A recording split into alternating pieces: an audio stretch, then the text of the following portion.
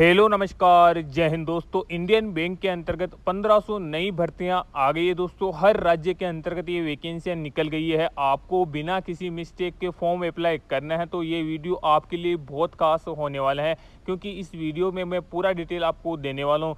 सबसे पहले important date की बात कर ले तो 10 जुलाई से लेकर 31 जुलाई 2024 तक आपके फॉर्म इसमें भरे जाएंगे। इसके अलावा दोस्तों आपको ऑनलाइन फीस की पेमेंट की बात करें तो 31 जुलाई तक आपको पेमेंट का टाइम दिया जाएगा। टेंटेटिव वैकेंसीज की बात करें तो 1500 आपकी वैकेंसी रहने वाली हैं। आपको इंपॉर्टेंट डेट की मैंने बात कर ली कि 10 जुलाई से फॉर्म स्टार्ट हो जाएंगे। इंपॉर्टेंट बात यह है कि दोस्तों हर स्टेट के अंतर्गत आपकी ये वैकेंसियाँ जारी की गई है, जिसके लिए इंडियन स्टेट का जो कैंडिडेट है वो अप्लाई कर सकता है। आपको एज बात बता देता हूं तो आपकी एज 20 साल मिनिमम से लेकर आपकी 28 ईयर होनी चाहिए मैक्सिमम। तो एज की भी दोस्तों बहुत बढ़िया छूट दी गई है। इसके अलावा ग्रेजुएट जो भी आप किसी भी स्ट्रीम से ग्रेजुएट होना पास आपका चाहिए, आप इसमें अप्लाई कर सकते हैं। तो आप भी दोस्तों बैंक के अंदर बैठ के बढ़िया नौकरी पा सकते हो अगर आप इसका फॉर्म अप्लाई कर दोगे तो। इसके अलावा इसमें दोस्तों अपर एज के लिए छूट भी दी गई, जो SC ST और OBC के कैंडिडेट है उनको स्पेशल छूट इसमें दी गई है। अगर आप भी इसमें अप्लाई करना चाहते तो मैं वैसे आपको ऑफिशियल नोटिफिकेशन सेंड कर दूंगा हमारे व्हाट्सएप ग्रुप के अंतर्गत। इसके अंतर्गत सैलरी की बात कर लेते हैं तो मेट्रो और अर्बन ब्रांचेज में 15,000 रुपये आपको पर मंथ दिया जाएगा। अगर आपके गांव में ये नौकरी आपको मिलती है तो आपको 12,000 रुपये पर मंथ दिया जाएगा।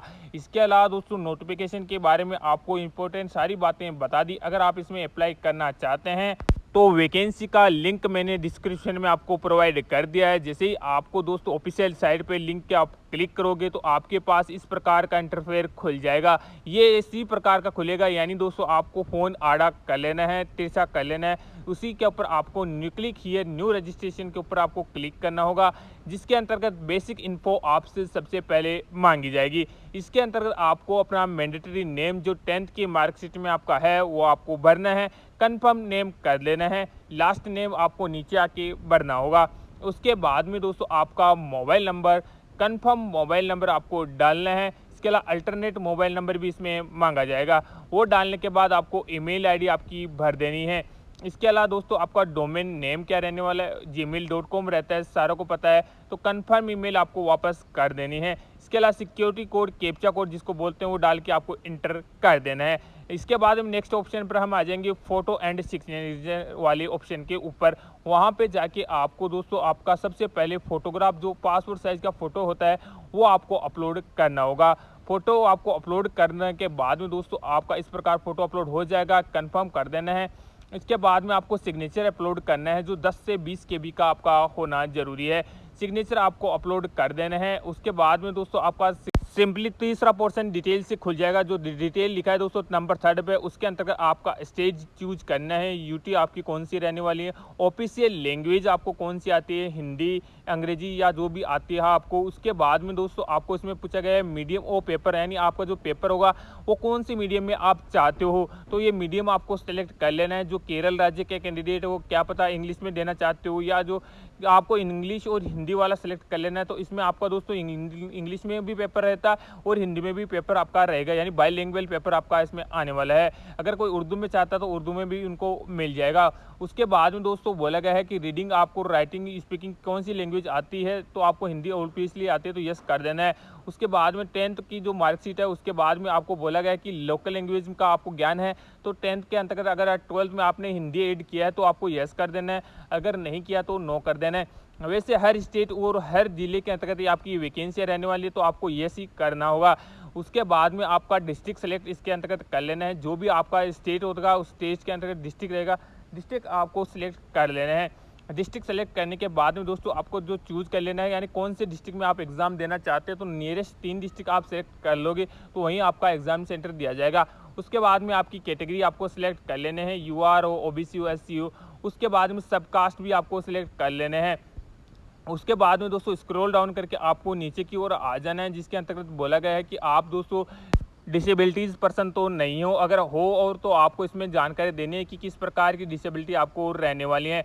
तो अगर नहीं हो तो आपको इसको खाली छोड़ देना है। उसके बाद में बोला गया है कि आप वो जो कैंडिडेट 1984 में मारे गए थे जो युद्ध के दौरान, उनके कैंडिडेट हो तो यस कर देना, अदरवाइज नो तो नो कर देना है। रिलीजन विच यू बिलोंग, तो आपको हिंदू मुस्लिम जो भी आपका रिलीजन है वो आपको यहाँ पे सिलेक्ट कर लेना है। उसके बाद अब बोला गया दोस्तों, do you release minor community, यानी दोस्तों जो अल्पसंख्यक है उससे आप बिलोंग करते हो तो यस करना है, अदरवाइज नो कर देना है। नेशनलिटी में आपको इंडियन कर देना है।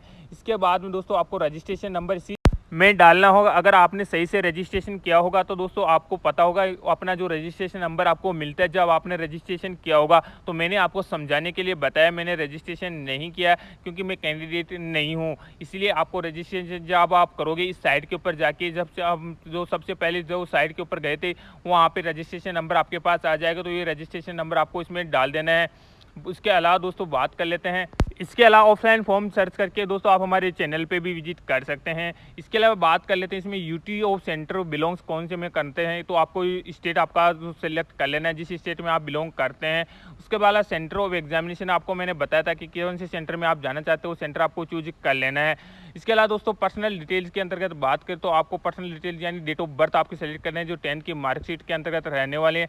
जेंडर आपका मेल हो फीमेल हो वो सिलेक्ट कर लेना है। उसके बाद में अगर आप ट्विन ब्रदर हो या नहीं हो उसकी जानकारी देना है। उसके बाद में जेंडर तो आपको भर दिया, नेम ऑफ ट्विन, अगर आप ट्विन है तो आपको जेंडर भर देना है। उसके बाद में आपका फादर का नेम इसमें डालना है, जो मदर का नाम डालना है। उसके अलावा एड्रेस आपको भर देना है, जो आपका एड्रेस रहता है आधार कार्ड के अंतर्गत वो आपको भर देना है, क्योंकि आप दोस्तों वो आईडी लेकर जाते हो साथ में, तो उसमें आपको आईडी जो एड्रेस है वो भी कभी कभी चेक कर लिया जाता है। उसके बाद में पिन कोड आपका डाल देना है, और उसका अगर बाद में सेम एड्रेस रहता है तो सेम वाले के ऑप्शन पर क्लिक करके आपको सेव एंड नेक्स्ट पे क्लिक कर देना है, तो एड्रेस भी आपका सेम हो जाएगा। उसके बाद में दोस्तों आपको इसके अंतर्गत जो आपकी एजुकेशन क्वालिफिकेशन है वो उसकी जानकारी आपको देनी है कि आपने जो 12th या ग्रेजुएट किया था वो किससे किया था, आर्ट्स से किया था, साइंस से किया था, कोई मैटर नहीं है, लेकिन उन्होंने जानकारी मांगी है तो आपको जानकारी तो देनी होगी। इसके अलावा इसमें पूछा गया कि डेट ऑफ पासिंग आपकी क्या रहने वाली है, कब आपने पास किया था, कौन से ईयर में किया था, आपके परसेंटेज ऑफ मार्क कितने आए थे। इसके अलावा क्लास आपने कौन से पास किया था, फर्स्ट डिवीजन से, सेकंड डिवीजन से आपने पास किया था। अदर्स के अंतर्गत अगर आपने और भी कोई डिप्लोमा कर रखा है और भी कोई एजुकेशन कर रखी है तो इसमें आपकी जानकारी देनी है, अदरवाइज आपको खाली छोड़ देना है। उसके अलावा इसमें पूछा गया है कि आपको कोई ट्रेनिंग या कोई जॉब से रिलेटेड कोई एक्सपीरियंस है तो यस कर देना है, अदरवाइज नो कर देना है। उसके बाद में दोस्तों पूछा गया कि पोस्ट क्वालिफिकेशन वर्क एक्सपीरियंस, तो इसको खाली छोड़ देना क्योंकि हमको कोई एक्सपीरियंस नहीं है। बात कर लेते हैं लैंग्वेज नाउन, आपको कौन कौन सी लैंग्वेज आती है, जैसे हिंदी आती है तो मेरे को लिखना भी आता है, इसके अलावा पढ़ना भी आता है और स्पीक यानी बोलना भी आता है। इंग्लिश आपको तीनों आती है तो तीनों पे क्लिक कर देना है। इसके अलावा उर्दू अगर आपको आती है तो यस कर देना, तीनों पे क्लिक कर देना, अदरवाइज कोई दिक्कत नहीं रहेगी। उसके बाद में आपको अपना फॉर्म चेक करने को मिल जाएगा जिसमें सारी डिटेल आपके पास आ जाएगी। उसको एक बार फिर से रीड करके आपको एग्री वाले बटन पे क्लिक कर देना है और आपको नेक्स्ट पे क्लिक कर देना है। तो आपके दोस्तों आपका जो सिग्नेचर है वो ऑलरेडी अपलोड हो गया है, लेकिन अभी आपको थंब इंप्रेशन है वो भी आपको डालना पड़ेगा, ताकि दोस्तों वहाँ पे थंब का भी आपको चेक किया जाता है, आपको पता होगा। उसके बाद में दोस्तों आपको राइट थंब और लेफ्ट थंब दोनों थंब आपको डाल देना है। कैप्चा कोड डालना वापस आपको दोस्तों, कैप्चा कोड डालने के बाद के अंतर्गत इसके अंतर्गत बोला गया हैंड रिटन, यानी आपको दोस्तों थोड़ा सा नोट्स लिखना है, वो नोट्स की आपको दोस्तों इसके अंतर्गत अपलोड करना पड़ेगा, ताकि दोस्तों इसमें मांगा गया है कि थोड़ा सा आपको कुछ भी आपके बारे में लिख सकते हो, हैंड रिटन नोट्स उसके बारे में आपको अपडेट करना होगा। ये जानकारी अपडेट करोगे तभी आपका फॉर्म सबमिट के ऑप्शन के ऊपर आपको क्लिक करोगे, तो दोस्तों आपको वो हैंड रिटन वाला नोट्स यहाँ पे आपको अपलोड कर देना है। उसके बाद में नेक्स्ट वाले ऑप्शन पर आपको लोड होगा तो दोस्तों तो इस प्रकार आपको अपलोड हो जाएगा। सिक्योरिटी कैप्चा आपको वापस इंटर कर देना है क्योंकि यहाँ पे नए जनरेट हो जाते हैं।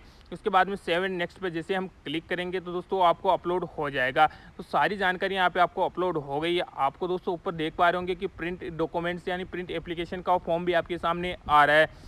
तो पूरी जानकारी आपको फिर से चेक कर लेनी, क्योंकि फॉर्म में कोई गड़बड़ी नहीं होनी चाहिए दोस्तों, थोड़ा सा टाइम आपको लग जाएगा, कोई प्रॉब्लम आपकी नहीं रहेगी। तो यहाँ पे आके दोस्तों आप प्रिंट एप्लीकेशन कर सकते हो। इसके अलावा आप इंटरेस्टेड हो इस प्रकार की इजी गवर्नमेंट जॉब के अंतर्गत तो आप हमारे चैनल पर विजिट कर सकते हो और पा सकते हो नई नई जॉब्स।